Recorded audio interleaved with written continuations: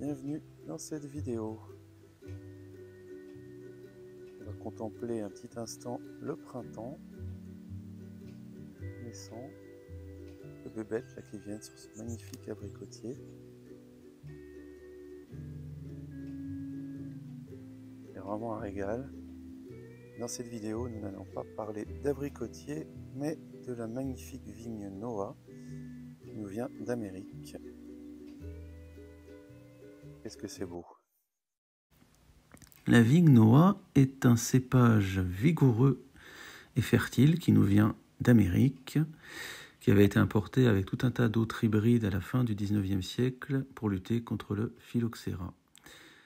Et ça donne un fruit délicieux. Et on va voir ici comment le bouturer. Merci. Souffle peu. Un petit coco.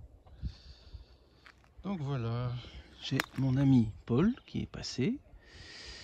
Il avait taillé sa vigne Noah, c'est une vigne qu'on adore tous les deux. Enfin, on adore le raisin. Et donc, je vais devoir me débrouiller avec tout ça pour faire de jolis plants de vigne. C'est ce que je vais vous montrer dans cette vidéo. Je vous présente déjà le matériel. Donc, la fibre de coco pour aérer dans la terre, le terreau. De l'autre côté, on a un mélange de terre et terreau et des pots profonds dans lesquels je vais visser mes boutures après avoir rempli du mélange. Donc voici mes 3 pots remplis. J'ai un petit peu d'aide pour le travail ici. Quelques employés. C'est une multinationale. Il y a du monde. Enfin bon, reprenons. Donc une fois que j'ai fait ça, j'ai plus ici qu'à choisir les boutures. Je vous montre ça tout de suite. Alors nous revoici un peu plus tard, où j'ai déjà effectué une bonne partie des boutures. J'ai juste rapidement regardé, j'avais pris les 3 pots et il se trouve que ça coïncide, comme ça arrive souvent avec l'habitude, hein. C'est pareil pour les graines. On a le cerveau qui s'habitue à évaluer exactement l'espace qu'il va nous falloir sans même qu'on s'en rende compte en fait. Donc il me reste celui-ci plutôt. Vous voyez, il y a du bois de 2 ans, c'est celui-là, ce qui permet de bien voir d'où ça part. Donc je vais prendre un peu de bois de 2 ans et ici j'ai 2 départs, 2, 3,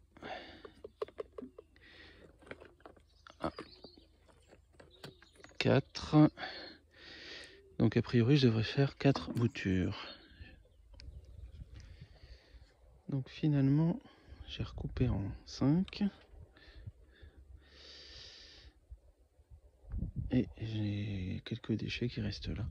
Et entre temps j'ai un apprenti qui est venu apprendre, hein, du temps. Voilà. Donc ça va me permettre de compléter ici. Donc si vous voulez voir comment je fais, je prends simplement ma bouture et je l'enfonce comme ça. Et il se trouve que la partie où il y aura les racines, donc en dessous du nœud, là tout en bas, a de fortes chances, enfin ça dépend des plants, mais de se situer dans la fibre de coco. Et j'enfonce pas énormément en fait. Et ensuite je vais pailler, arroser. C'est tout un petit système à apprendre. Voilà. Donc là j'ai fait une partie. Enfin j'ai fait ce que Paul m'a amené. J'en ai encore moins à tailler, puis j'en avais déjà fait. Je vous montrerai ensuite la totalité que cela représente.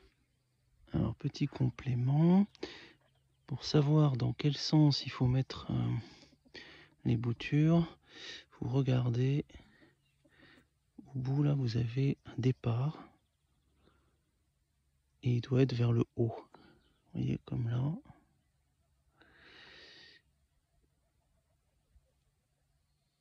ici, etc.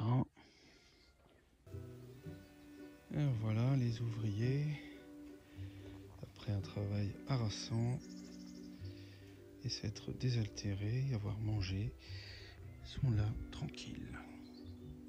Hein, les enfants, on a bien bouturé et bien greffé. Voilà, on a passé un dimanche bien paisible. Bonne fin de journée. Donc là, je vous montre une vigne Noah chez mon voisin Paul, pour que vous voyez bien comment elle est taillée traditionnellement. Mais ça fait des lianes de 3-4 mètres par an.